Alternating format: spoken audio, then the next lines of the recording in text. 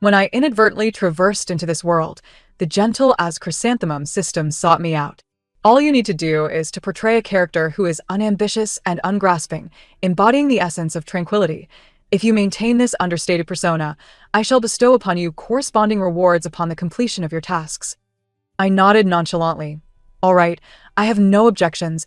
I shall uphold my dignity. The gentle as chrysanthemum system gazed at me in astonishment. I did not anticipate that you would immerse yourself in the role so swiftly. You are more adept than I. Do not be surprised. Maintain your dignity. It was oblivious to the fact that I inherently possessed a cool temperament, shunning worldly disputes.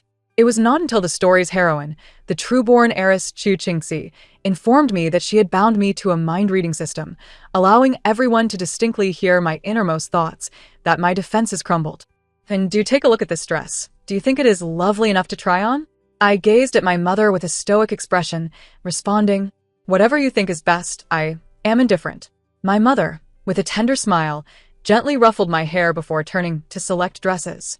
Chu Qingxi leaned closer to my ear, whispering, "Chu Qing'an, there's no need to feign an air of indifference.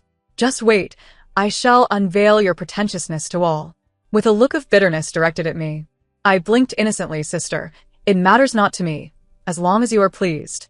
In truth, while conversing with her, my mind had drifted elsewhere. I was preoccupied with a half bag of Oreos I had secretly tucked beneath the sofa. They were simply irresistible, and I could hardly suppress my salivation. No, I must maintain composure and dignity. "Come along," my mother said, taking my hand. "There's nothing worthwhile here. Let us explore the high-end section." "All right, I shall defer to your judgment." Upon entering the luxurious area, Chu Qingxi dashed towards a dress she fancied, clutching it possessively. "Mother, since my sister claimed she is indifferent, I shall try this on first. What do you think of this dress?" After speaking, she shot me a challenging glance, as though certain I would contest her choice. I pondered how peculiar it is that I address her as sister, yet she refers to me as younger sister when we were born on the same day. Oh well, it is best not to dwell on such matters. I must remain calm. Chu Qingxi appeared momentarily stunned by my nonchalant demeanor, which was entirely contrary to her expectations. My mother, growing impatient, remarked, "Why the fuss? It is not as if we are denying you a purchase. What is the point of this jealousy? Cannot you learn from your sister's composure?" Chastened by my mother's reprimand, Chu Qingxi reluctantly released the dress. As my mother turned to me, Chu Qingxi shot me a resentful glare. I feigned ignorance. After all, I truly did not mind. My mother, concerned that I might feel slighted, gazed at me with increasing sympathy. I quickly reassured her, "It is perfectly fine, mother. Let sister choose first. I am accommodating." Following this exchange, my thoughts returned to the half bag of Oreos. My mother lovingly caressed my head, stating, "Arinin is wonderful in every regard, though she does seem to possess a rather dim-witted demeanor. That is acceptable. I harbored no ill feelings, and I must uphold my dignity." Chu Qingxi successfully purchased the dress of her dreams, yet she seemed somewhat displeased, and I could not fathom why. My mother selected a dress for me as well, but I paid little attention. It mattered not to me. Upon exiting the mall, Chu Qingxi eagerly linked arms with my mother, asking, "Mother, why did you take us shopping for dresses today?" My mother glanced at me, and seeing no sign of distress, replied, "Today, I wish to adorn you both beautifully, for I am taking you to a matchmaking event. Anin is grown now, and should meet her fiancé." I was momentarily taken aback. Fiancé? I was entirely unaware of this delightful news. Chu Qingxi, with a mischievous glint in her eye, added, "But what if her fiancé does not fancy her?" My mother's expression soured. "If he does not fancy her, does that mean he would fancy you?" Chu Qingxi, brimming with confidence, retorted, "That remains to be seen." My mother, exasperated, raised her hand as if to strike Chu Qingxi, but I calmly interjected, "It is all right. Perhaps sister has a point. Mother, please do not be angry." Observing my indifference, my mother reluctantly lowered her hand, saying, "You must strive to be assertive. Who does not know that Gu Nianan is the new elite of our city? Marrying him would surely bring you happiness." Gu Nianan? I was unfamiliar with this name. This new elite seemed extraordinarily new indeed. Chu Qingxi regarded me with disbelief, her eyes suggesting, "Keep pretending. You must be eager to marry Gu Nianan." I began to think again of my half bag of Oreos. Upon arriving at the Goo Corporation building, a young lady courteously escorted us to the president's office. A stern-faced man scrutinized me, as though appraising a commodity. After a moment, my mother spoke. "Nyenin, I have brought in to see you. It has been quite some time since you last met, and it is a good opportunity to reconnect." Gu Nyenin rose from his chair, addressing my mother. "Auntie, I believe introductions are unnecessary. While I am unaware of the marriage contract from years past, I can state unequivocally that I do not favor Chu Qing'an. My affections lie with Chu Qingxi." I was taken aback. How presumptuous he was, assuming he was a sovereign. Idiot. Ugh, I must not utter such words. I must maintain my dignity. Gu Nyenin regarded me, as if I were a lunatic. I stared back, my thoughts wandering to the inviting lazy sofa in the corner. It looked so comfortable. Would I sink into it if I sat down? No, I could not resist. I longed to try it out. My gaze inadvertently drifted toward the sofa, prompting Gu Nyenin's attention to shift as well. I quickly snapped back to reality. My mother, infuriated by Gu Nyenin's words, exclaimed, "How can you renege on your engagement? It was your family that proposed it." He scoffed. "Auntie, given my family status, would I marry a counterfeit?" With that, he pointed at me, adding, "Do not think I am unaware. She is an impostor. Surely, you brought your daughters here today with some ulterior motive. If you wish for my compliance, you must fulfill my conditions." My mother looked defeated. Noticing her silence, Gu Nyenin fixed his malicious gaze upon me, saying, "Chu Qing'an, I intend to marry your sister. Rest assured, whatever you possess, I shall ensure you lose." I stared blankly at him, my mind still occupied with thoughts of the lazy sofa, filtering out his words. Seeing my lack of reaction, Gu Nyenin dismissed me. As I began to inch toward the corner sofa, I feigned a stumble and fell into its embrace. This sensation was marvelous. I felt enveloped in comfort. Noticing that the three in the room had not observed me, I quickly sat upright, retrieving a piece of candy from my pocket to savor. This candy was rather difficult to chew. The crunching noise caught the attention of the trio, who turned their gazes toward me, seated on the lazy sofa. I felt a bit embarrassed. It was my fault. Good things are meant to be shared. I reached into my pocket, pulling out several more pieces of candy. "Would you like some? Come, don't be shy." I struggled to continue as my mouth was full, and I extended my hand, inadvertently pulling out a facial mask. Oh no! How foolish of me! How did I mistake a compressed mask for candy? This expands when it meets water. This was truly embarrassing. However, I must maintain my dignity. What is just a facial mask? Gu Nyenin could no longer tolerate my peculiar antics, asking, "What exactly are you here for?" Holding the mask, I replied calmly, "I said I am here to perform magic tricks. Do you believe me?" Gu Nyenin's face darkened. "You should leave." I shrugged. "Very well, I shall take my leave." I cast a lingering glance at the delightful lazy sofa behind me. It truly was comfortable. There was no way I could ask him for the link. I must maintain my dignity. I would wait for the opportunity to snap a photo and search for it online later.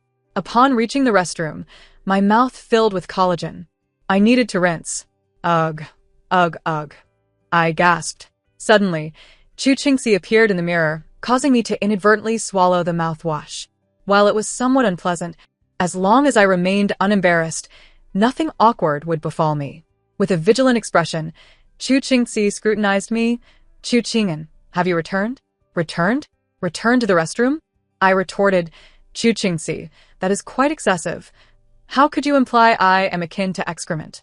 Chu Qingxi looked bewildered, clearly not grasping my words. She muttered softly, "That shouldn't be.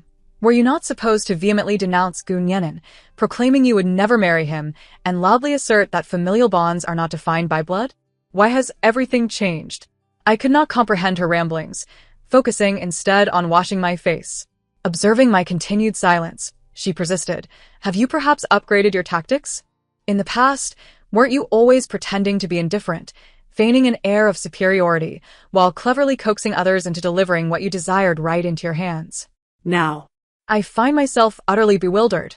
What is this situation? How could I be so formidable yet remain oblivious? However, why do I sense a tinge of anger? No, I mustn't succumb to anger. Even in the face of others' accusations, I must maintain my dignity. I gazed calmly at Chu Qingxi. "Sister, Your slander leaves me utterly speechless. With a cold smile, Chu Qingxi regarded me. Chu Qing'an, whatever tricks you play are futile. I have long seen through your true nature. Continue your charade if you wish. She leaned closer, malicious intent glimmering in her eyes. Gu Nianan has already laid down his terms. Mom desires the plot of land acquired by the Gu family. And the condition is his marriage to me, alongside your immediate expulsion from the Chu family. Care to know why he harbors such animosity towards you? Haha, I shan't divulge. I had no desire to inquire further. The following morning, I stood at the entrance of the villa with my modest suitcase, hesitating to depart. Chu Qingxi approached me with a smile. Why haven't you left yet? Hoping to play the victim and have Mom fetch you back? Dream on. This morning Gu Nianan called, saying that as soon as you vacate the Chu residence, he'll sign the contract with Mom. You know, if we can't acquire that piece of land, the Chu family is destined for bankruptcy, so don't delude yourself, Chu Qing'an. You aren't that significant. I chose to ignore Chu Qingxi's incessant chatter. Just then, a Maybach came to a smooth halt before me. The window rolled down, revealing Han Jincheng, wearing a malicious grin. Oh, who do we have here? Is that not the esteemed Miss Chu Qing'an? What's the matter? Couldn't resist a hasty exit. Glaring at his infuriating face, I felt an urge to strike him, but no. I must uphold my dignity. I glanced at my phone, and then at the immature Han Jincheng, deciding against any confrontation. Han Jincheng, clearly relishing this opportunity, smirked. Miss Chu, what captivating content holds your attention on that phone? Awaiting a gallant prince on a white steed to rescue you? Surely, you're not still counting on that betrothed fiancé of yours? At this, both Han Jincheng and Chu Qingxi erupted in laughter. I felt resigned. Han Jincheng and I had been childhood friends, yet since first grade, he had regarded me as his lifelong rival. The reason? During our childhood games, I often teased him, claiming he was my offspring, and this simpleton took my words to heart, trailing behind me and calling me Mama. Both of us were left behind children. He had never seen his mother since birth. Over time, the other kids in our neighborhood came to know me as his mother. He held a grudge, from first grade onward. After the teacher explained what parents were, he began to oppose me at every turn. Seeing my silence, Han Jincheng dropped his playful facade. Chu Qing'an, come home with me. I'll protect you from now on. Chu Qingxi seemed to have uncovered a monumental secret. So that's it. Chu Qing'an, you've been feigning pity all along. I wondered why you so readily left the Chu family. It turns out you've secured a new benefactor. Haha, just yesterday, I questioned whether I had misjudged you when you called me sister. Who would have thought, you wretched girl, would remain unchanged? Han Jincheng, oblivious to the deeper implications, interjected, what? Chu Qing'an pretended to be pitiful for my sake? After pondering for a moment, he continued, haha, don't think you can deceive me with such poor acting. I'm far too clever for that. I looked at him helplessly. His stubbornness was infuriating. The way he spoke made it seem as though he was not caught in my web, but rather enjoyed the dance. Watching the two of them banter back and forth, I grew anxious. Han Jincheng, move the car away. I have a delivery arriving just 200 meters away, and with 30 seconds left until it reaches the battlefield. If you block my way, my package won't get through. As I spoke, a deliverman on a white electric bike appeared behind Han Jincheng's car. Excuse me? Which one is Chu Qing'an? I have a package for you to sign for. Upon realizing I indeed had a delivery, Han Jincheng quickly moved his car. After signing for the package, I opened the box to reveal a brand new electric scooter, fully charged.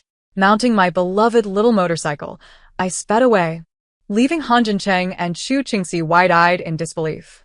Time to start my job, I thought, exhilaration bubbling within me. No, I must remain composed. Dignity is paramount. After leaving the Chu family, I reviewed everything that had transpired. It finally dawned on me the nature of this narrative. A tale of a reborn female protagonist. In her previous life, Chu Qingxi had certainly suffered due to the misdeeds of my original self. I realized that my original self was a nefarious fake heiress, responsible for countless transgressions. However, that bore no relevance to me. After all, I am as serene as a chrysanthemum. Dignity must be preserved. Thus began my long-awaited journey into the working world.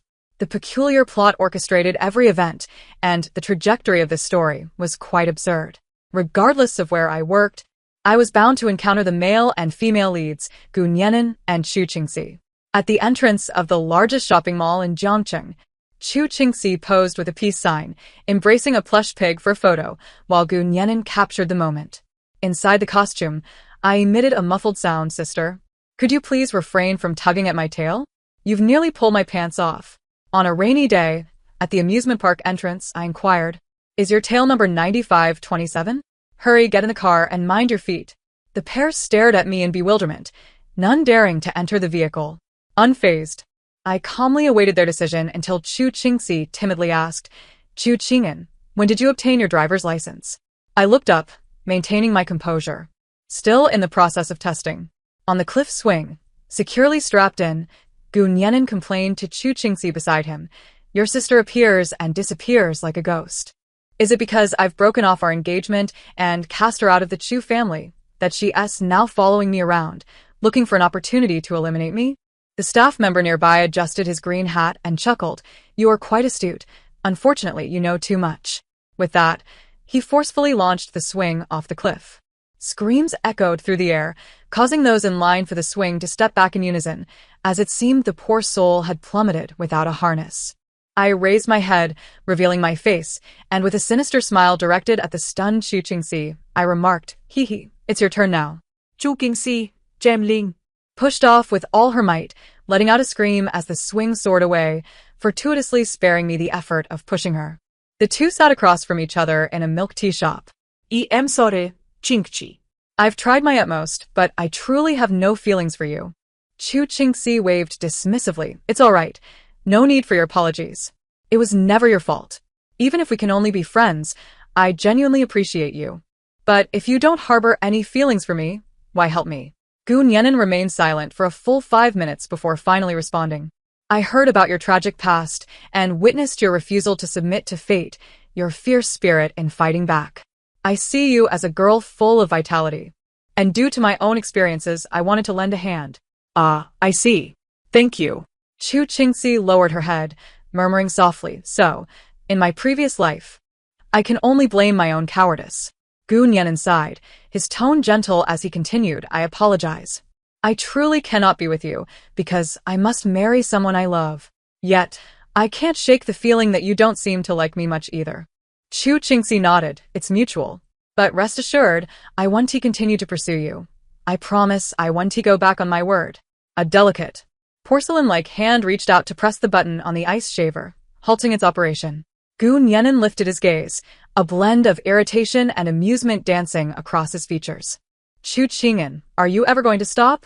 What is it? Do you truly wish to eliminate me? If you're too timid, why not sit down with me for a discussion?" With an air of calm, I pressed the switch again, and the ice cube shattered with a resounding crack, transforming into a fine snow. "My apologies, but I am currently at work and have no time for idle chatter. No one can impede my duties, remember that, no one." I believed my refusal was clear enough to dissuade Gu Nianan from pursuing the matter further, yet to my surprise, he displayed an unexpected audacity.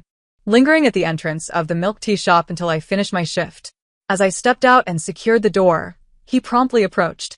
"Chu Qing'an, is your car here?" "Yes, why?" "Let us converse in your vehicle.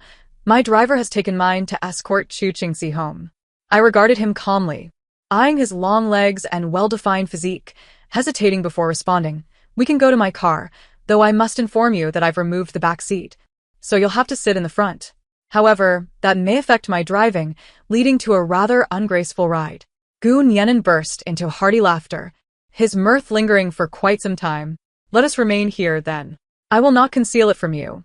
I am unwell." I nodded nonchalantly, my gaze involuntarily drifting downward. Gu Nianan's expression shifted, a flicker of discomfort crossing his features. "What are you implying?" "When I say I am ill, I mean I suffer from a sleep disorder.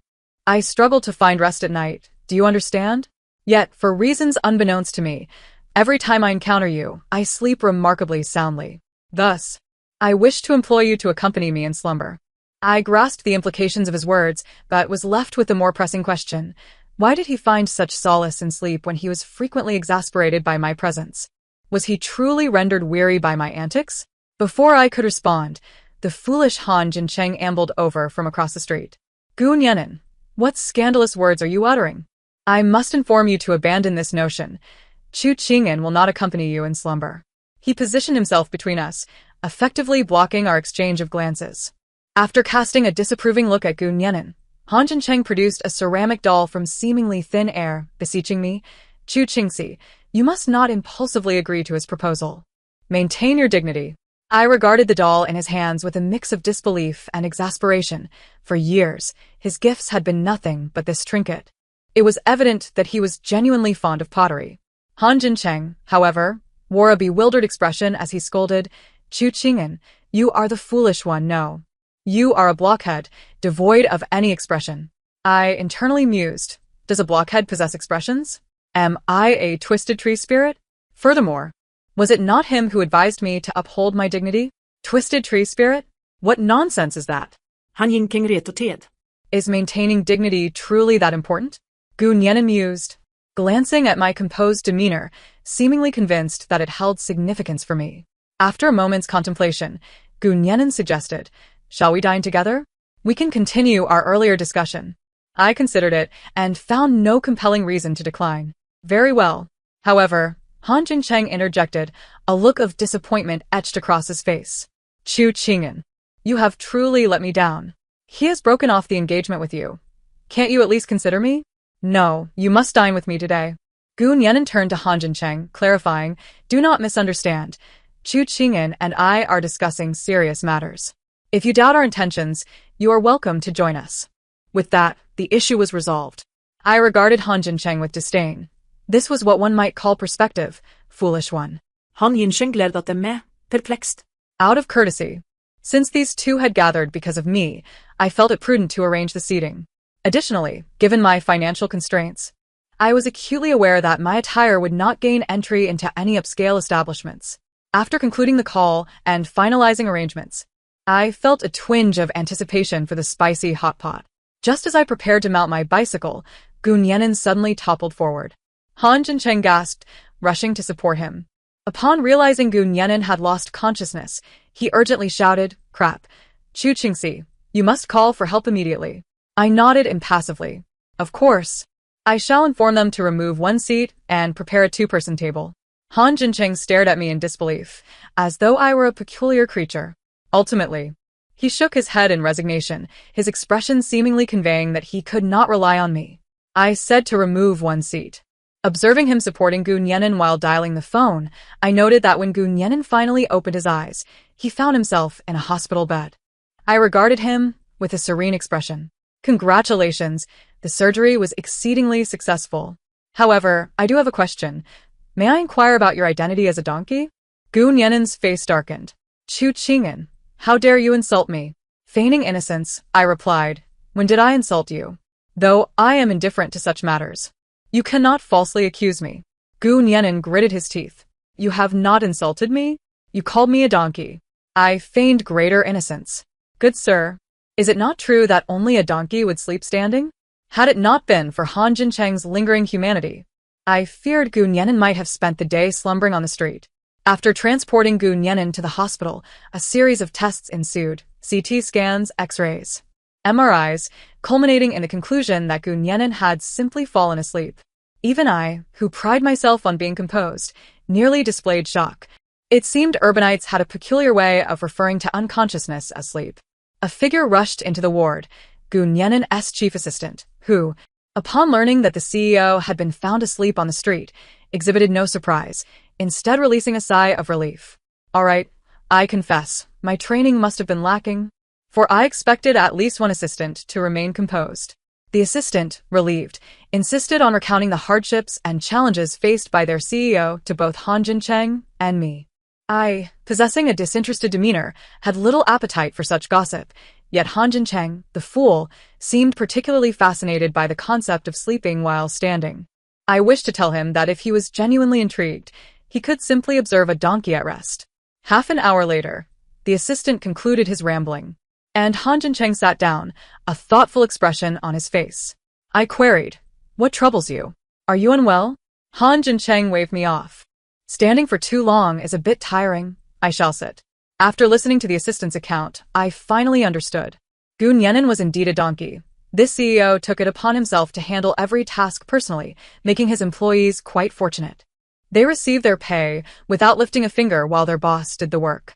During this time, he had taken Chu Qingxi out on various outings, displaying affection at every opportunity. Yet, upon returning to the office, he labored tirelessly, fearful that dates might impede his responsibilities.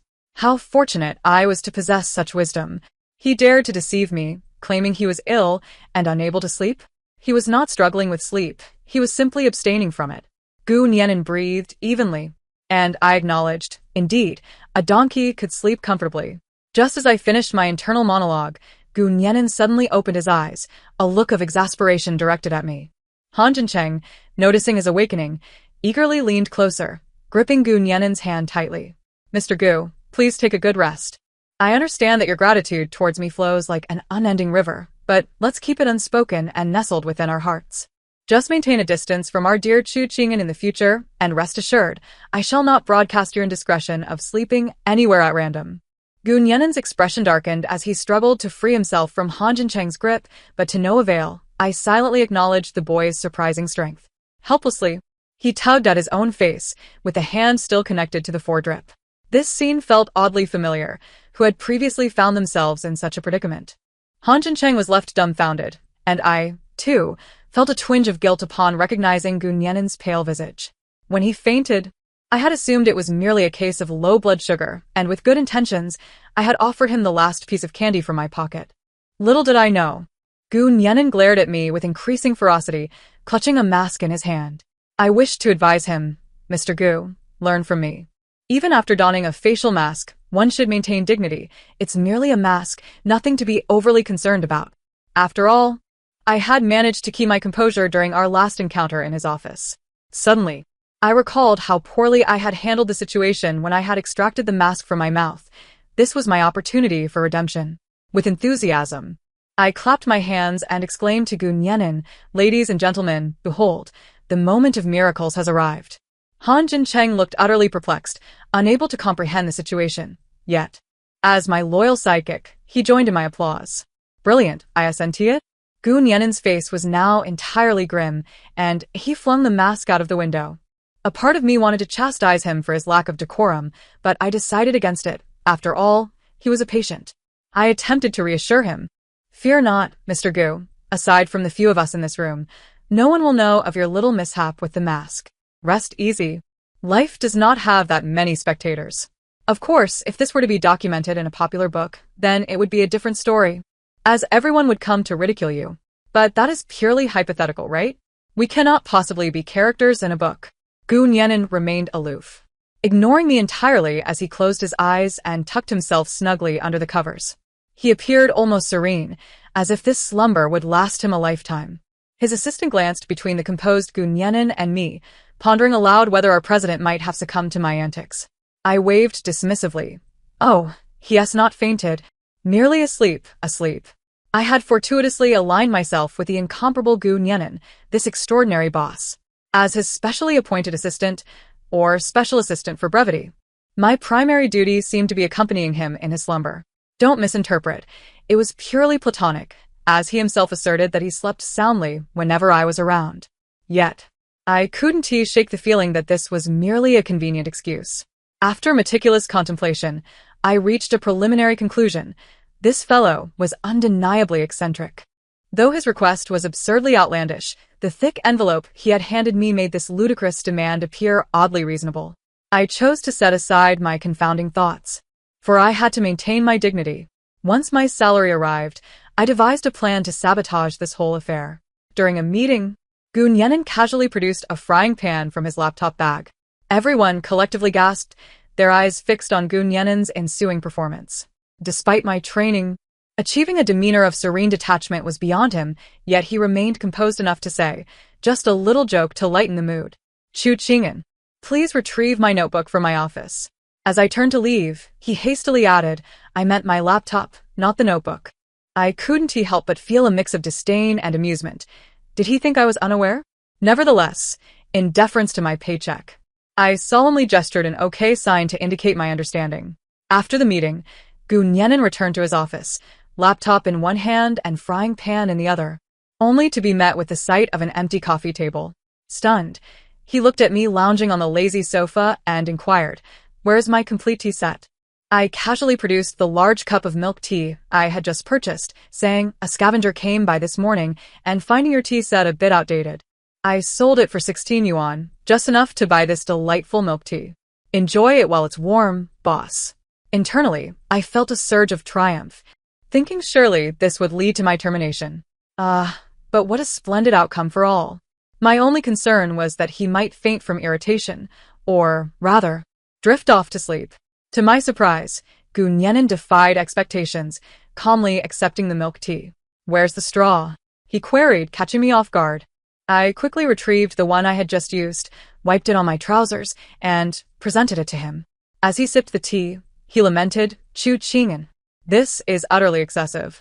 You mustn't tamper with my office belongings." He then pointed out a peculiar ingredient in the drink. "What is this? Not a pearl, but some new product?" I eagerly chimed in, "Boss, those are popping boba, a brand new innovation." He glanced at me, but fell silent, lowering his head as he continued to sip. Once he finished, he tossed aside the empty cup, gazing despondently at his barren desk.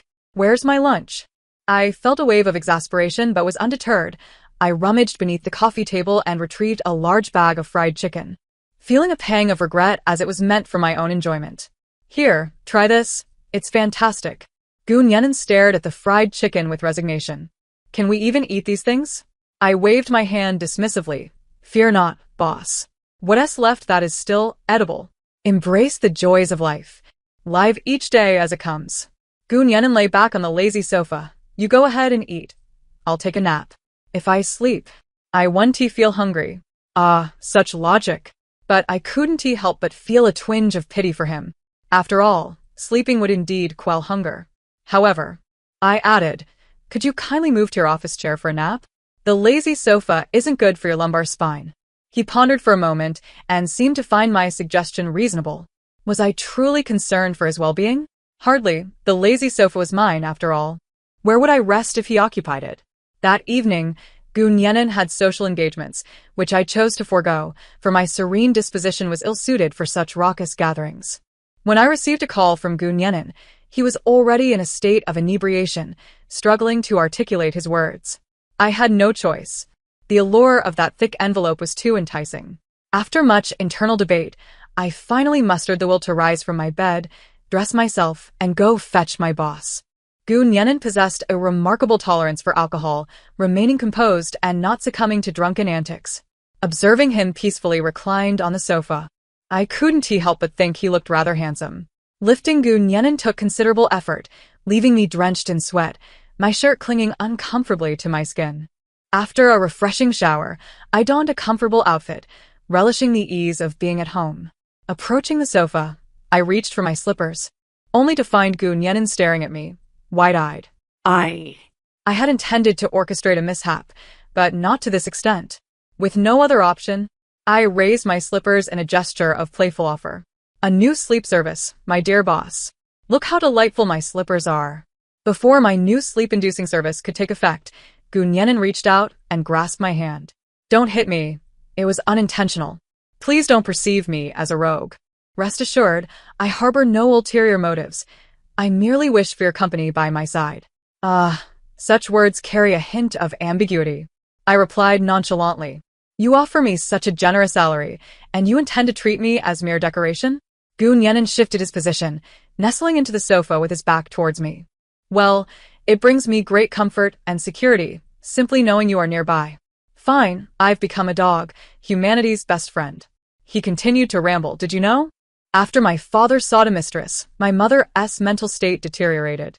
She blames me for her troubles, believing that after I was born, she could no longer devote herself entirely to my father, which caused him to stray.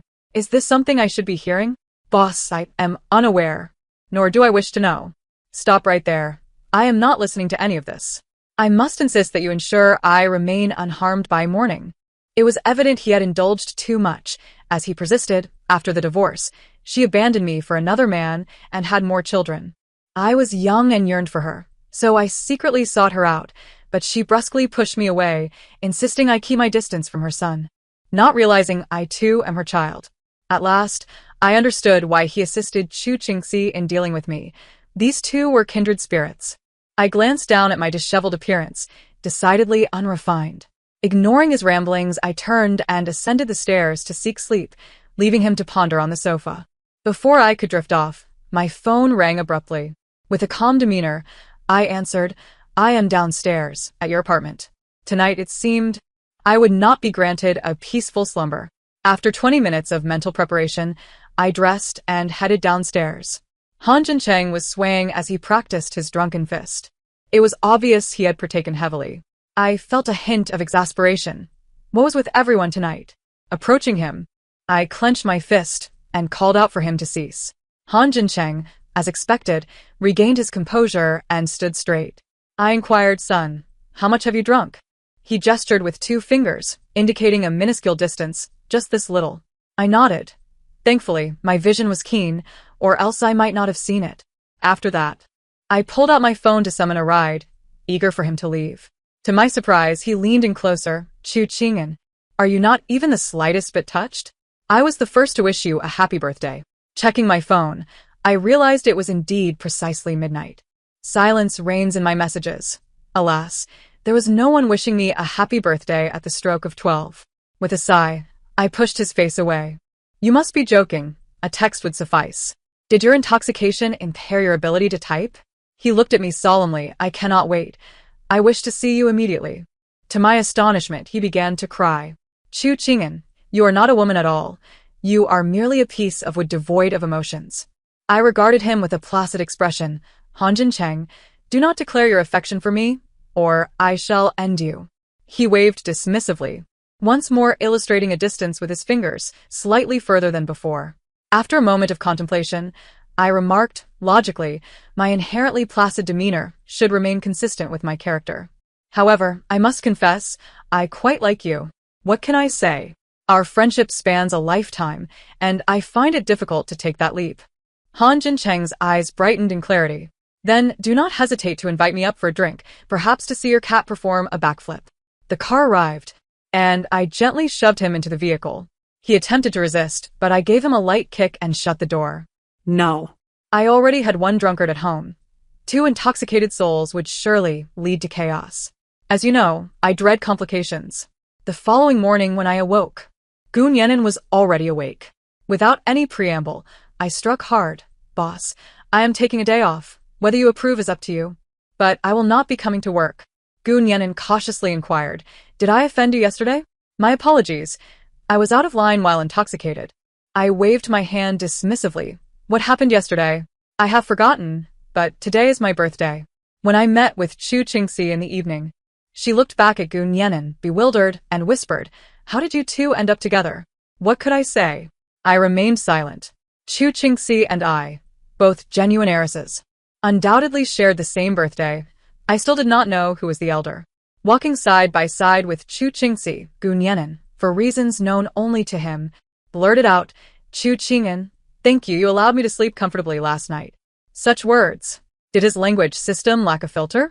Is this even human speech? Chu Qingxi regarded me with a look of gossip. I did not even glance her way. If she sought an explanation, she was mistaken. Explaining did not align with my placid persona.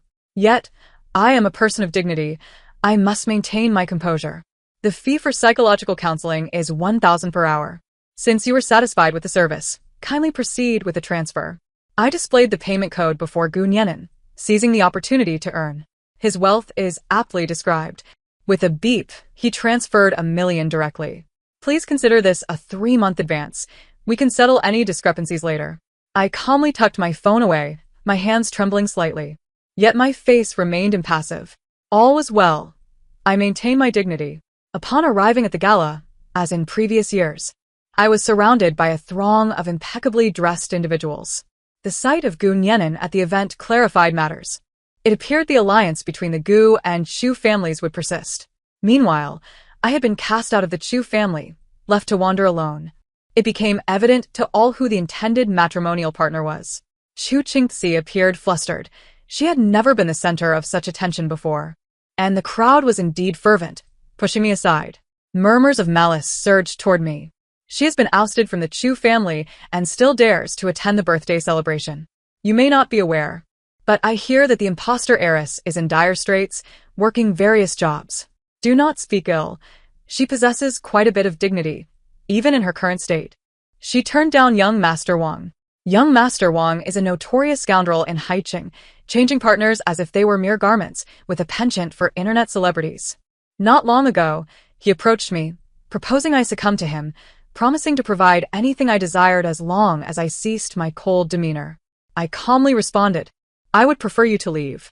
A genuine heiress, standing at 5 feet tall and weighing 150 pounds, pointed at me, declaring, what do you know? Do not be deceived by her aloofness.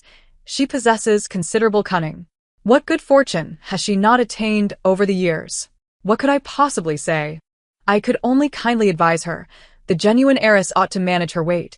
After all, a heiress is defined by her status. Chu Qingxi interjet. Frowning at the true heiress, you are all mistaken. She is not at all like that. At that moment, my mother, having heard the commotion, firmly stood beside me, gently taking my hand and soothingly saying, and I know you are sensible and will not entertain foolish thoughts. Have we not made arrangements? Once I secure this project, I will bring you home. I nodded, maintaining a serene expression as I patted my mother's back to reassure her, observing her concern etched upon her face. I softly assured, do not worry, mother. We have been mother and daughter for so long. I understand your intentions. I trust you, and as for what outsiders say, I remain entirely unconcerned. After all, I am so indifferent that I am nearly devoid of flavor. At that moment, my waist was encircled by someone, and a teasing voice echoed in my ear, you truly lack ambition, allowing others to bully you like this? It seems you are utterly helpless without me. Never mind. Today I shall shadow you throughout. Let us see who dares to speak ill of you. I turned to face Han Jincheng, who was gazing at me with intense scrutiny. Let me clarify. I did not drink excessively yesterday. I remember everything you said. I glanced at him, then at my mother. Very well. It seems they are determined to pressure me relentlessly. During the evening gathering, Han Jincheng offered his unwavering support. My mother stood by me, Gu Nianan shielded me, and Chu Qingxi linked arms with me. I must admit, I was quite the center of attention, and it is only fair to say it was quite dignified. However, what is the outcome of such prominence? After the event concluded, I declined my family's offer to escort me home, for I could not abandon my bicycle. As I rose to pedal away, having momentarily indulged in a bit of carefree abandon, a sack was suddenly thrown over my head. Shortly thereafter, a blunt object struck me, and I was plunged into darkness. When I regained consciousness, I could hear a few individuals whispering amongst themselves. What should we do? Third brother. Speak up, who is she? Wasn't she the one who was recently found? No, I heard she was the one who was driven away. You don't know? She's now Gu Nianan's assistant. It must be her. What are you two bickering about? What does it matter who she is? We have both A and B in our grasp. What is there to fear? I felt my empty pockets and could not help but remark on the professionalism of having my phone confiscated. With a black hood over my head and my mouth gagged, I leaned back against something soft, realizing there was another person beside me. The sensation of being pushed back was somewhat familiar. It must be Chu Qingxi. Sensing the trembling figure behind me, I felt a wave of resignation wash over me. I tilted my head back and whispered in her ear, do not be afraid. It's nothing serious. Just as I was about to say more, footsteps approached, and someone came over, removing the hoods from both Chu Qingxi and me, as well as the gag. As light returned, I found myself staring at a face that bore a smile tinged with malice. I knew then that our situation was dire. The kidnapper's face was unmasked. I could fathom no other reason for this than to silence us. The smirking villain lifted my chin, and I gazed at him with calm indifference. Even in the face of abduction, I must maintain my composure. It was crucial to buy some time, hoping that the police or Gu Nianan would arrive before it was too late. As for Han Jincheng, he was likely too intoxicated to assist. I shook my head in exasperation, reflecting on the absurdity of this cliché narrative. The author seems only capable of penning melodramatic tales, nothing of substance. The individuals nearby paid no heed to Chu Qingxi and me, brazenly plotting our demise. The smiling villain even inquired whether they should indulge themselves before finishing us off. How dare they? I am a person of grace, not a mere corpse waiting to be discarded. For the first time, a cold expression broke my otherwise serene countenance. What is merely 5 individuals? It has been a while since I engaged in physical confrontation. Perhaps it is time for me to warm up. I hope that when the police arrive, it will be as depicted in dramas, with forensic teams attending to the aftermath, though I pray that it is not our bodies they are dealing with. Turning back, I saw Chu Qingxi gazing at me in sheer terror. I signaled her to remain silent and to stay calm, instructing her to watch my performance. Before long, 3 of the 5 stood up, including the smirking villain, who declared his hunger and suggested they venture out for food. How contemptuous. They send 3 individuals to procure food while entrusting the supervision of 2 living beings to just 2. I took a deep breath, mentally chanting, "Bring the bricks, bring the bricks." Chu Qingxi nudged me anxiously, whispering, "Please, don't act impulsively. It's far too dangerous. They are kidnappers." Before she could finish, I shifted, bringing my bound hands to her view, indicating she should observe closely. "What are you worried about?"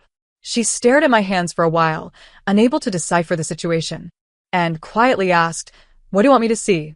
"Dear, it is my lifeline you should be observing, not my manicure," I pointed out, revealing a straight line with no markings or splits, indicative of my survival. Her eyes brimmed with tears. There was no time to comfort her.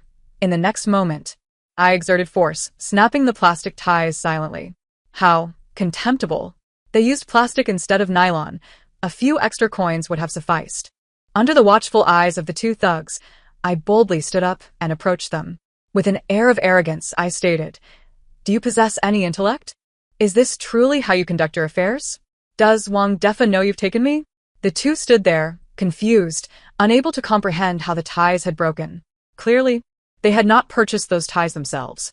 Wang Defa is the biological brother of Gu Nianen's stepfather, essentially her second uncle. I had learned of him through Gu Nianen. I surmised that this old rascal orchestrated the abduction to coerce Gu Nianen into relinquishing control of the company. How could he execute such a scheme? Chu Qingxi and I had already devised a plan. I would handle Gu Nianen while they would deal with Chu Qingxi. Now, what is his intent? The 2 henchmen appeared bewildered, and even Chu Qingxi regarded me with palpable fear. I addressed one of the lackeys, "Come here, give me your phone. I want to call him." The lackey, clearly not the sharpest tool in the shed, obediently approached, ready to retrieve his phone. However, the more astute accomplice halted him. "Wait. Is she your boss? Do you obey her every command? Hold on, let me consult our leader." In that split second, as the lackey turned to look at his comrade, I, with my hand still concealed behind my back, swung the brick decisively against his skull. He collapsed without uttering a sound, his eyes rolling back as he fell to the ground. I refrained from delivering another blow, for I must maintain my dignity. The other lackey, now pulling out his phone, witnessed the commotion, and in a fit of impulsiveness, charged at me. He chose to test his head against the brick rather than retrieve the ones scattered on the floor. "Please, brother, this is blue brick, not pockmarked red brick." I dusted off my hands, satisfied with my work, observing the 2 individuals, now peacefully resting on the ground. I nodded, then turned back to Chu Qingxi, assisting her in loosening the ties. Despite being something that could snap easily, she struggled against them. Once her hands were freed, she immediately embraced me, sobbing uncontrollably. I hurriedly patted her back in comfort. "Do not cry, do not cry. It's all right now." After a while, she finally ceased her tears. As I rummaged through the pockets of the fallen henchman, I was pleasantly surprised to find my phone. To be cautious, I picked up a brick and discreetly delivered a final blow to each, though it felt a tad undignified. Just as I grasped my phone, I heard footsteps approaching and quickly ended the emergency call, sending a location message to the police. I also forwarded my location to Gu Nianen, hoping he would act wisely and avoid making a fool of himself by coming here alone. The 3 individuals did not enter the room, allowing me to exhale in relief. I preferred to remain low profile. Such violent escapades are unbecoming for a young lady. Together with Chu Qingxi, I propped the 2 thugs against the wall, and we concealed our hands behind our backs, pretending as if nothing had transpired. Now, all that remained was to await rescue. Suddenly, Chu Qingxi fixed her gaze on me and inquired, "Who are you?" "You are not Chu Qinggan. You are entirely different from her." I was momentarily taken aback by her question, pondering how best to respond. Should I concede? Not entirely. Should I deny it? Mostly accurate. Thus, I settled on. I'm sorry, I do not comprehend what you're referring to. Before I could utter a word, Chu Qingxi suddenly lunged into my embrace, startling me. She murmured apologetically. I'm sorry, I've never told you this, but I have been reborn. Not only that, but I also possess a unique ability, my golden finger, which allows anyone bound to me to have their innermost thoughts heard. Bewildered, I nodded, unsure why she would divulge such a secretive ability. Chu Qingxi, noticing my confusion, continued hesitantly, It's not just me who can hear it. Everyone can. I pondered for a moment and replied, That ability is indeed rather unsettling. The person bound to you would essentially be exposed to the world. Chu Qingxi blushed, saying, Well, the person I'm bound to is you. Oh, so it's me. No wonder she claimed I was not Chu Qing'an. Wait a moment. While I was lost in thought, it was an open mic all along. Why did no one bother to inform me? I stared at Chu Qingxi, utterly speechless. She continued, Having spent so much time with you, I can see you lack her malice and scheming. Although you appear calm and indifferent, you truly embody a sense of detachment. I believe we can. I interrupted. Let me speak first. I understand that after this confession comes a deepening of our bond, but there's a pressing issue at hand. Just then, the system's voice interrupted. What is going on? Aren't you the perfect candidate for the indifferent as chrysanthemum system? Why the emotional turmoil? Where did this golden finger come from? You're playing quite recklessly. I sighed in exasperation. Come on. Why are you accusing me of recklessness? This ability was bestowed upon me by someone else. And while I may appear indifferent, I am still a living being. The thought of having my thoughts laid bare for all to hear is mortifying. I would feel utterly humiliated. I might as well find a hole to hide in. Don't panic. Let me think of a way to assist you. Before it could finish, it was forcibly logged off, citing low priority. What a useless system. A cold notification rang out. Host S character integrity compromised. The indifferent as chrysanthemum system has completely collapsed, severely affecting plot progression. Host will face a healthy punishment of 660V. Preparing, is this even rational? 660V as a health measure? Whose brilliant idea was this? What era are we in, still resorting to punitive measures? In the next moment, a tremendous electric current surged through my body, causing immense pain. Why did it even feel somewhat invigorating? Chu Qingxi attempted to support me, but I stopped her. Don't touch me. I'm currently a lightning rod. She looked alarmed and asked, What is happening? How did you get electrocuted? I shot her a resigned glance, remembering that my thoughts were now audible. I'm fine. If it weren't for your ridiculous plot and this dreadful system, I wouldn't be in this predicament. Just consider it a trial. No sooner had I spoken, a more powerful surge of electricity coursed through me. Damn, you little pest. You can't handle this, can you? Cursing you, you're playing dirty, huh? Just wait. The next instant, a red alert blared in my mind. Tasker, you have quite the audacity. Revealing the existence of the indifferent as chrysanthemum system. Announcing your mission failure. This system shall terminate you. What a flimsy excuse. Was it my fault? It was my golden finger that was exposed. And now you're blaming me? But the circumstances are beyond my control. I have no choice but to concede. System. Considering our acquaintance, how much time do I have left? A large number appeared on the system screen. 30. Fine. You're somewhat reasonable. I still have a month. That is sufficient. With my experience and wisdom from traversing various realms, I am sure to find a solution. In the next moment, the countdown began. 29, 28, 27. This is excessive. Seriously, you're quite the player, reflecting on my arduous labor and the meager savings still untouched at my mother's. I felt reluctant to give her a call. What could I possibly say? I'm about to hang up, but not in the sense of ending the call. That would devastate her. She would surely regret sending me away, burdened with guilt for the rest of her life. Chu Qingxi, witnessing my inner turmoil, was in utter despair. Sister, tell me what I can do to save you. It's all my fault. I was only thinking of revenge. I deeply regret binding you with that cursed golden finger. I gazed at her calmly. Chu Qingxi, do not blame yourself. This is not your fault. It is the author's incompetence. You must live on with the truth and tell everyone. It is not their fault, but rather the fault of this foolish author.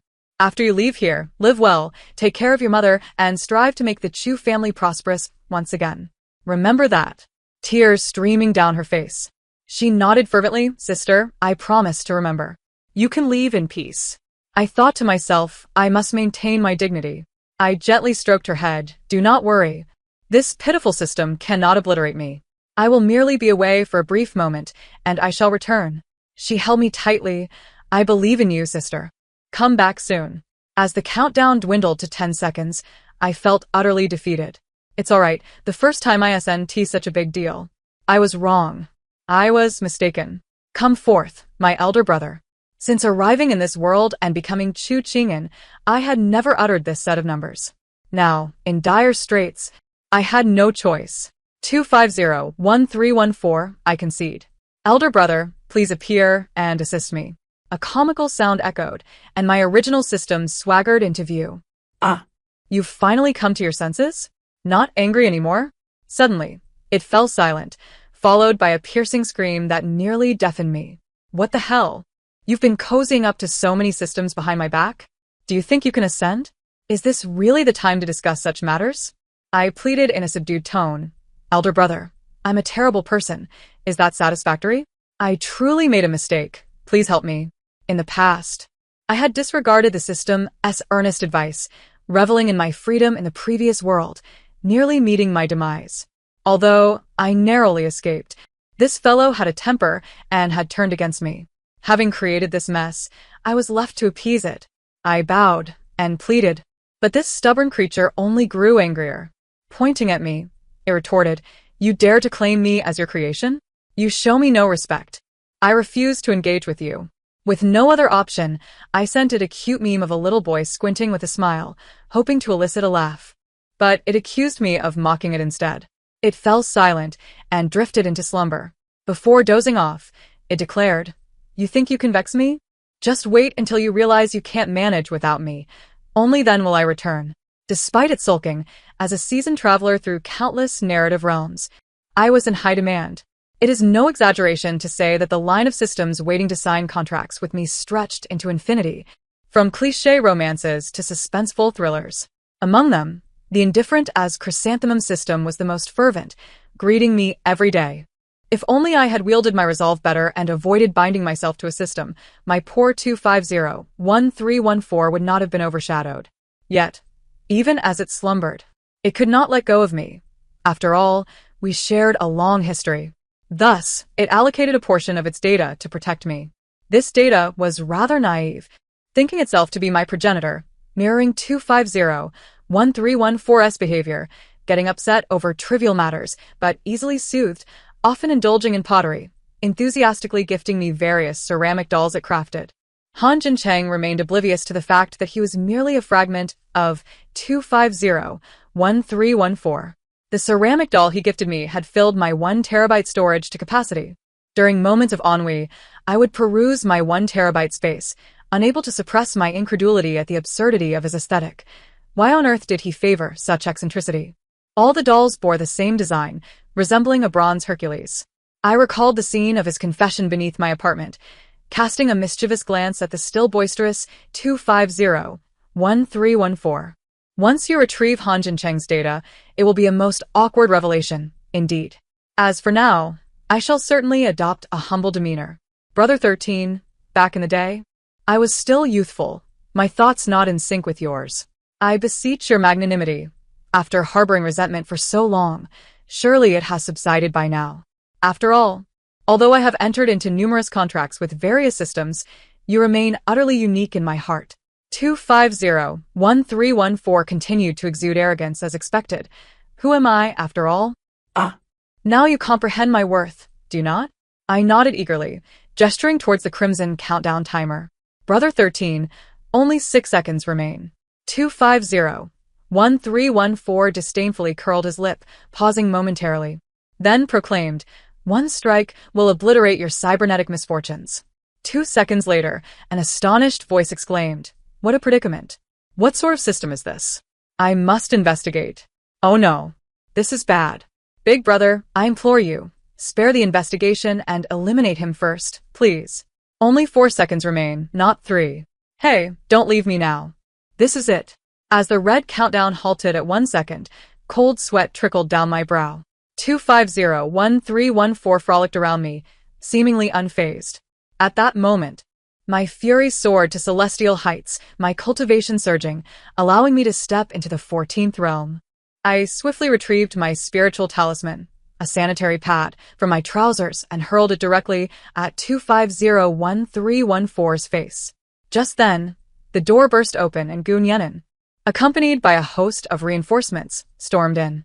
Indeed, the police only arrive when it is most opportune. I understood that it was time for me to depart, after all. Once 250-1314 regained consciousness, we would have our mission to undertake. Sister, can you stay? Xu Qingxi pleaded, tears streaming down her cheeks as she grasped my hand. I smiled and turned my palm to show her. Look, is my lifeline not long? Fear not. This parting is but temporary. We shall meet again. Sister, I want you to stay. I don't want you to leave. Be good, my dear. Do not cry. We shall meet again. The narrative concludes here. Thank you for listening. And I look forward to our next story together.